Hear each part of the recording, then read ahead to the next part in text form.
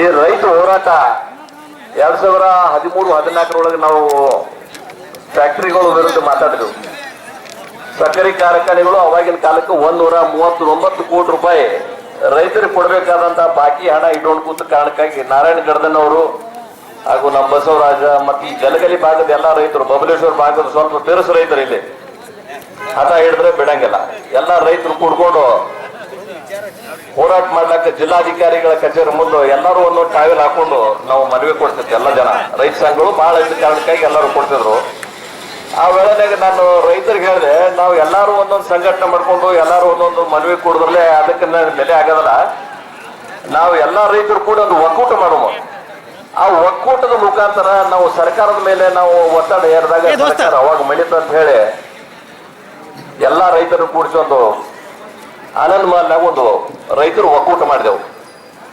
ಆ ಒಕ್ಕೂಟದ ಪರಿಣಾಮ ನಾವು 15 ದಿವಸ ಜಿಲ್ಲಾಧಿಕಾರಿಗಳ ಕಚೇರಿ ಮುಂದೆ ಅಹೋರಾತ್ರಿ ಧರಣಿ ಮಾಡಿದ ಕಾರಣಕ್ಕಾಗಿ ಸರ್ಕಾರ ನಮ್ಮ ಜೊತೆ ಸ್ಪಂದಿಸಿ ನಮಗೇನು ಬಾಕಿ ಕೊಡ್ಬೇಕಾಗಿತ್ತು ಅದನ್ನು ಕೊಟ್ಟಾರ.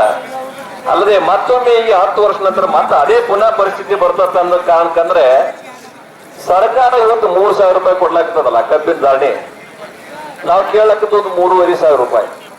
3,500 ಯಾಕೆ ಕೊಡಂಗಿಲ್ಲ ಅನ್ನೋದನ್ನ ನಾನು ನಿಮ್ಗೆ ವೈಜ್ಞಾನಿಕ ಕಾರಣ ಹೇಳ್ತೀನಿ ಕೇಳಿ. 3,500 ಕೊಡ್ಬೇಕಂದ್ರೆ ಈ ಸಕ್ಕರೆ ಕಾರ್ಖಾನೆ ಮಾಲಕರು ಏನಾರ ಬಿಜೆಪಿ ಅವರು, ಕಾಂಗ್ರೆಸ್ದವರು, JDS ದವರು ಇವರೇ ಮಾಲಕರದಾರ.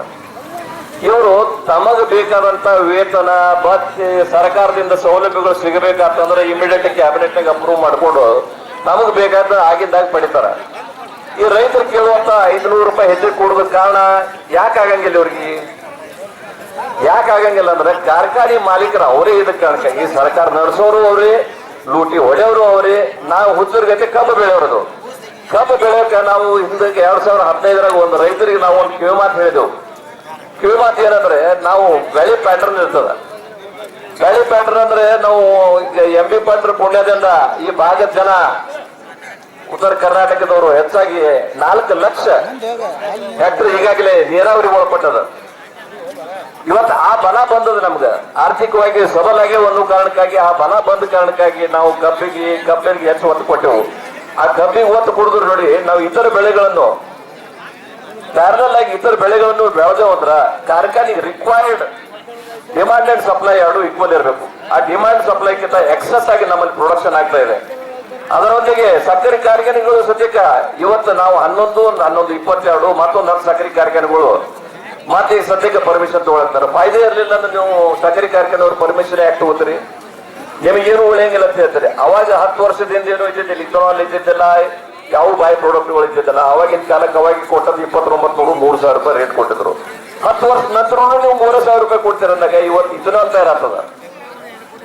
ಅದರಲ್ಲಿ ಬಾಯ್ ಪ್ರಾಡಕ್ಟ್ಗಳು ತಯಾರಾಗ್ತವೆ. ಆ ಬಾಯ್ ಪ್ರಾಡಕ್ಟ್ ತಯಾರಾಗಿದ್ದನ್ನ ಅದರಿಂದ ಬರುವಂತ ಉತ್ಪನ್ನದಾಗ ರೆವೆನ್ಯೂ ಬರ್ತದಲ್ಲ, ಸರ್ಕಾರದ ತೆರಿಗೆ ಮುಖಾಂತರ ಬರ್ತದ.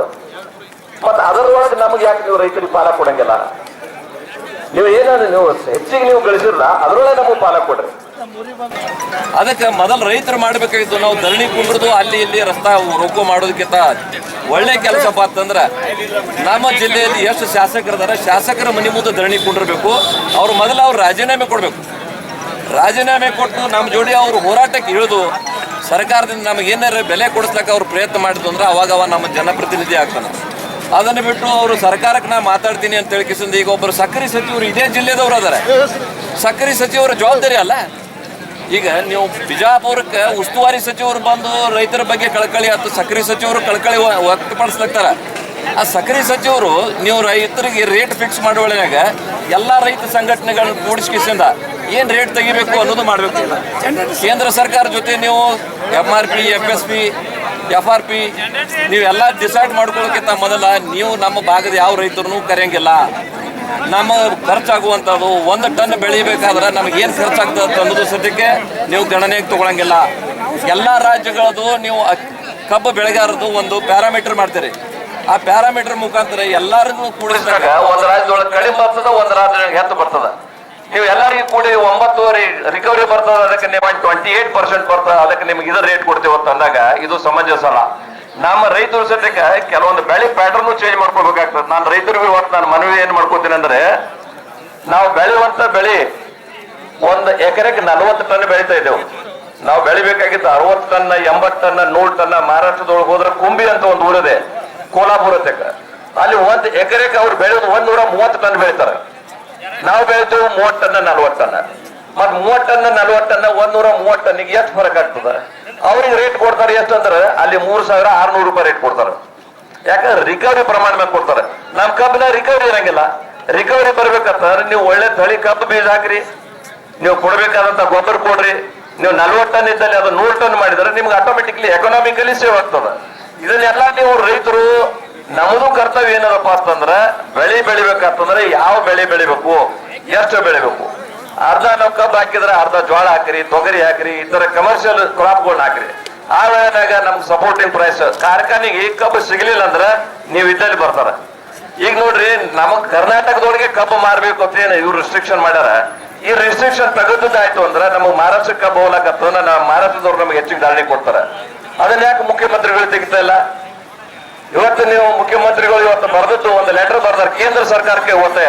ಕೇಂದ್ರಕ್ಕೆ ಯಾಕೆ ಒತ್ತಾಯ ಮಾಡ್ತೀರಿ? ನೀವೇನ್ ಕೇಂದ್ರಕ್ಕೆ ಕೇಳಿ ಏನು 5 ಭಾಗ್ಯ ಕೊಟ್ಟಿರಲ್ಲ, ಕೇಂದ್ರಕ್ಕೆ ಕೇಳಿ ಕೊಟ್ಟಿದ್ದೀರಿ?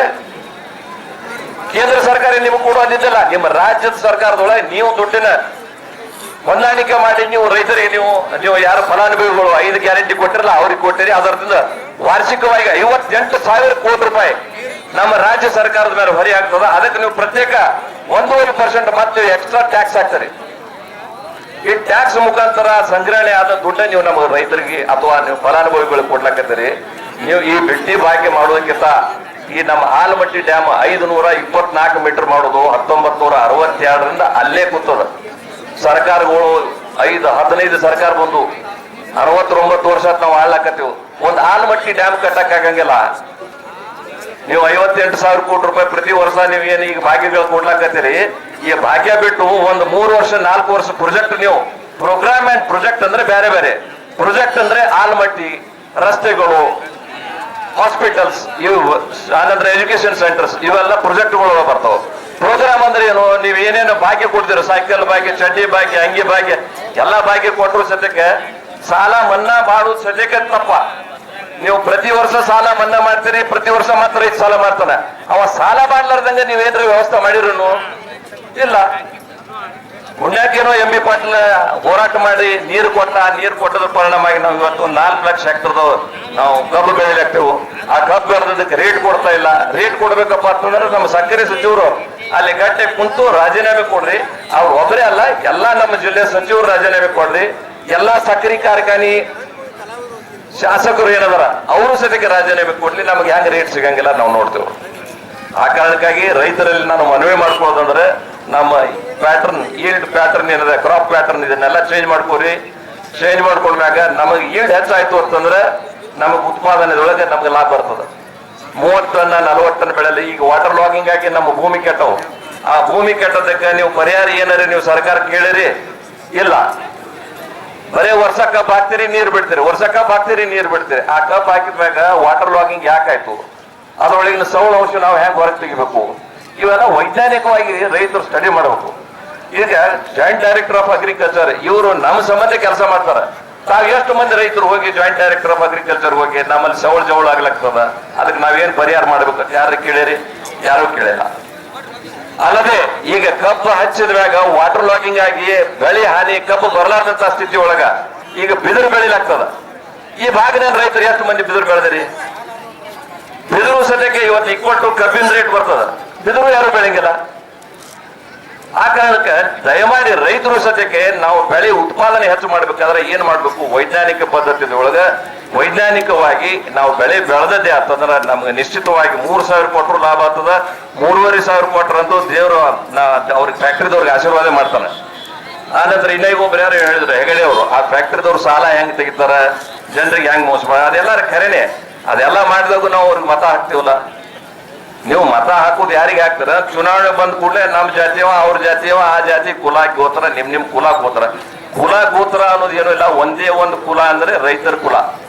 ರೈತ ಎಲ್ಲಾರು ಒಂದೇ ಜನ ಇರ್ತಾರ, ಅವ್ರಿಗೆ ಆಗೋ ತ್ರಾಸ ಎಲ್ಲರಿಗೆ ಆಗ್ತದ. ಆ ಕಾರಣಕ್ಕಾಗಿ ರೈತರು ಈ ವರ್ಷ ನೀನು ಮುಂದಿನ ವರ್ಷ ನೀ ಮಂತ್ರಿ ಆಗ್ತಪ್ಪ, MLA ಆಗ್ತಿ, ನೀನ್ ರೈತರಿಗಾಗಿ ನೀನು ಏನು ಯೋಜನೆ ಮಾಡಾವದಿ? ಈ ವರ್ಷ ನೀನು ಎಷ್ಟು ಟಾರ್ಗೆಟ್ ಮಾಡಿ ನಮಗೆ ಏನೇನು ಅನುಕೂಲತೆಯನ್ನು ಮಾಡಿಕೊಟ್ಟಿ ಇವು ಯಾರು ಕೇಳೋರೇ ಇಲ್ಲ. ಅನುದಾನ ತರ್ತಾರ ತಿಳ್ಕಿಸಿದ ತಮ್ಮೆಲ್ಲ ಗಮನಕ್ಕೆ ಐತಿ. ನಾನು ಒಂದು ಒಳಗಿನ ಪ್ರಶ್ನೆ ಹೇಳ್ತೀನಿ. ಸರ್ಕಾರದಿಂದ ಅನುದಾನ ತರ್ತಾರ, ಅದಕ್ಕೆ 10% ರೊಕ್ಕ ಅಲ್ಲೇ ತಗೋತಾರ. ಇಂಜಿನಿಯರ್ಗಳು ಮಾತ್ರ ಇವರೊಂದು 25% ತಗೋತಾರ, ಇಲ್ಲೇ 40 ಹೋಯ್ತು. ಉಳಿದ 50% ನಿಮ್ಮಲ್ಲಿ ಏನ್ ಕೆಲಸ ಮಾಡ್ತಾರ್ರಿ? ಇದು ರೊಕ್ಕ ರೂಟಿ ಮಾಡೋದ್ರ ಸಂಬಂಧ ಅನುದಾನ ತರ್ಲಾಕ್ತಾರ ವಿನ ನಿಮ್ ಪ್ರಾಜೆಕ್ಟ್ ಮಾಡ್ಲಕ್ ಯಾರು ತರ್ತಾ ಇಲ್ಲ.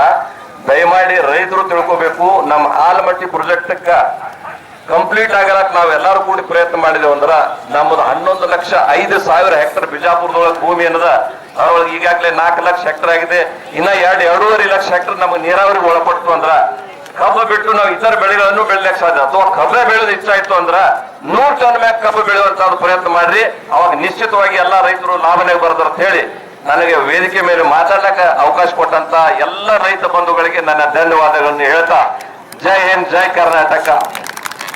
ಪಾಪ ಪುಣ್ಯದ ಮಥನವೋ, ನೀತಿ ತತ್ವದ ಕಥನವೋ, ಬಲಾಬಲಗಳ ಘೋರ ಕದನವೋ, ಪ್ರೇಮ ಕಾಮದ ಸದನವೋ, ರಾಗ ದ್ವೇಷದ ದೋಷವೋ, ಜನ್ಮ ಜನ್ಮದ ಪಾಶವೋ,